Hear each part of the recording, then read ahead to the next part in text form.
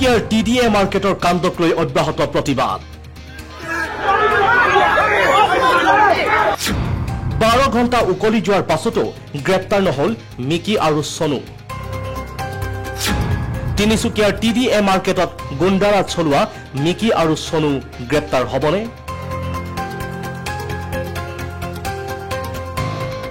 গ্ৰেপ্তাৰ নকৰা পৰ্যন্ত ক্ষান্ত নহয় দল সংগঠন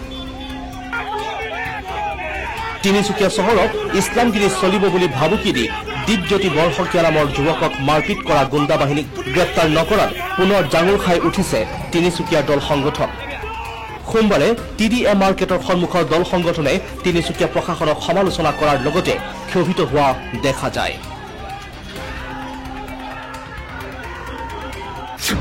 27 জুনত গাড়ী পাৰ্কিং কৰাক লৈ সংঘটিত হৈছিল মাৰপিট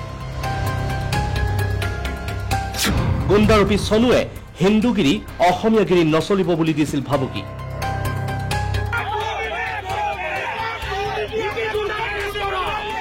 তিনিচুকীয়াত কেৱল ইছলামগিৰি চলিব বুলি ভাবুকি দিয়াৰ পাছতে হৈছিল উত্তপ্ত দীৰ্ঘদিন ধৰি তিনিচুকীয়াৰ TDA মাৰ্কেটত সনু আৰু মিকিৰ গুণ্ডাৰাজ চলাৰ অভিযোগ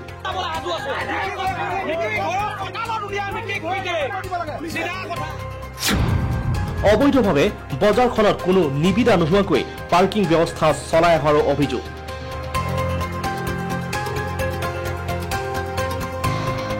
এটাৰ পাছত আন এটা অভিযোগ সনু আৰু মিকিৰ বিৰুদ্ধে থকাৰ পাছতো তিনিচুকীয়া আৰক্ষীয়ে দুই অভিযুক্তক গ্ৰেপ্তাৰ নকৰাক লৈ দল সংগঠন ক্ষোভিত হৈছে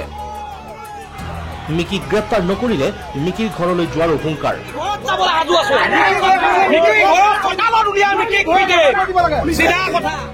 48 ঘণ্টা উকলি যোৱাৰ পাছতো কিয় গ্ৰেপ্তাৰ নহল মিকি আৰু সনু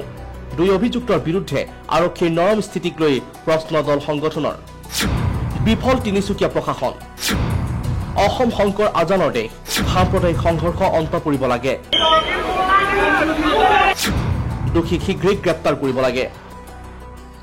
আমাৰ চিধা কথা যেহেতু আমাৰ অসমীয়া খিলঞ্জীয়াক যিজনে প্ৰহাৰ কৰিলে মিকি আৰু যিজন তেখেতৰ গুণ্ডা বাহিনী তেওঁক কৰাক্ত কৰিব লাগিব আমি এতিয়া ইতিমধ্যে গম পাইছোঁ আমাৰ তিনিচুকীয়া প্ৰশাসন বিফল হৈছে সেয়া আমি স্পষ্টকৈ গম পাইছোঁ আমি একেবাৰে বাৰম্বাৰ কৈছোঁ যাতে আমাৰ এই যিকেইজন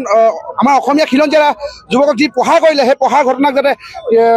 প্ৰশাসনে বা কোনোবা দুচৰ চক্ৰই যাতে এই ঘটনাটোক যাতে গাপ দিব নিবিচাৰে তাক আমি বাৰম্বাৰ ৰিকুৱেষ্ট কৰিছোঁ আমি এটা কথাই কৈছোঁ যাতে যেতিয়ালৈকে মিকিক এৰেষ্ট কৰিব নোৱাৰে তেতিয়ালৈকে কিন্তু অনিৰ্দিষ্টকালে TDA মাৰ্কেট বন্ধ থাকিব আজি আমি বৃহত্তৰ অসম যুৱ মঞ্চ তথা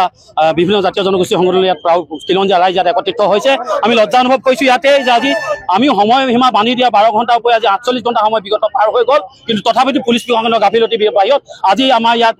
আপোনাৰ দোষীক প্ৰাপ্ত কৰিব নোৱাৰিলে আমাৰ ইয়াত সম্পূৰ্ণ দাবী আছে যে যিকেইজন কালপিতে ইয়াত মাৰপিট আমাৰ অসমীয়া খিলঞ্জীয়া বগৰাই বগৰাই প্ৰহাৰ কৰিছিলে ইয়াত মাৰপিট কৰিছিলে তেখেতৰ অনতিপলমে অতি সোনকালে গ্ৰেপ্তাৰ কৰি তেখেতলোকক জেল হাজতলৈ প্ৰেৰণ কৰিবলৈ আমাৰ দাবী আছে আৰু দুই নম্বৰতে দাবী আছে আমাৰ মিকিয়ে যি গুণ্ডাৰাজ ইয়াত তিনিচুকীয়া চলাই আছে তেখেতক আইনৰ আওতালৈ আনি তেখেতক আইনৰ আওতালৈ উচ্চতকৈ উচ্চ তদন্ত ঘোষণা কৰি তেওঁক শাস্তি প্ৰদান কৰিবলৈ আমি অনুৰোধ জনাইছোঁ আপোনালোকক সংবাদ মাধ্যমৰ আগৰ পৰা প্ৰতিবাদ আজি যোৱাকালিও আমাৰ হৈ গৈছে আজিও হৈ আছে যেতিয়ালৈকে ভুক্তভোগীয়ে ন্যায় নাপায় তেতিয়ালৈকে আমাৰ প্ৰতিবাদ চলি থাকিব আৰু যেতিয়ালৈকে মিকিৰ ওপৰত প্ৰশাসনে তদন্ত নকৰে তেতিয়ালৈকে আমাৰ প্ৰতিবাদ সাব্যস্ত হ'ব আজি আমাৰ ল'ৰাই আন্দোলন কৰিলে আজি আমাৰ ল'ৰাই ক'ৰবাত ৰাস্তাত বহি আন্দোলন কৰিলে কিবা কৰিলে পুলিচে কিন্তু মোবাইল ছুইচ অফ কৰিলেও ঘৰত ক'ৰবাত লেট্ৰিনৰ গাঁতত সোমাই থাকিলেও তেওঁলোকে মানে ধৰি আনে কিন্তু আজি 2-3 দিন হৈ গ'ল মিকিক কিয় তেওঁলোকে ধৰিব পৰা নাই প্ৰশাসন কি মিলি আছে নেকি তিনিচুকীয়া জিলা প্ৰশাসন কি মিলি আছে নেকি সেইটো আমাৰ মনত প্ৰশ্ন আহিছে ৰাইজৰ আগত প্ৰশ্ন আহিছে আৰু অতি সোনকালে যদি ভুক্তভোগীয়ে ন্যায় নাপায় আৰু মিকিক যদি অতি সোনকালে তদন্ত নকৰে তেতিয়াহ'লে আমাৰ এই আন্দোলন চলি থাকিব আৰু এই আন্দোলন আমি সদায় কৰিম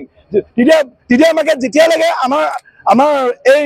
ভুক্তভোগীয়ে ন্যায় নাপায় তেতিয়ালৈকে আমি সদায় আন্দোলন কৰিম আমাৰ যিমান যি কৰিলেও আমাৰ লগত মানে কোনো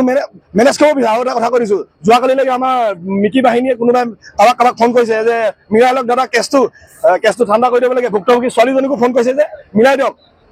কেছটো চেটেল কৰি ল'ব লাগে কিন্তু আমি তেনেকুৱা পক্ষত কেতিয়াও নাথাকোঁ আমি জাতি পক্ষত খিলঞ্জীয়া স্বাৰ্থ ৰক্ষাৰ ক্ষেত্ৰত সদায় থাকিম আৰু যেতিয়ালৈকে ন্যায় নাপায় তেতিয়ালৈকে আমাৰ প্ৰতিবাদ সাব্যস্ত থাকিব ধন্যবাদ জয় অসম মিকি আৰু সনুৰ কাণ্ডই এতিয়া পুনৰ উত্তপ্ত কৰিছে তিনিচুকীয়া পিছে তিনিচুকীয়া TDA মাৰ্কেটৰ পাৰ্কিঙৰ ব্যৱস্থা এতিয়াৰ পৰা নীতি নিয়মত চলিবনে গ্ৰেপ্তাৰ হ'বনে গুণ্ডাৰাজ চলোৱা মিকি আৰু Sonu news desk report India today north east Assam.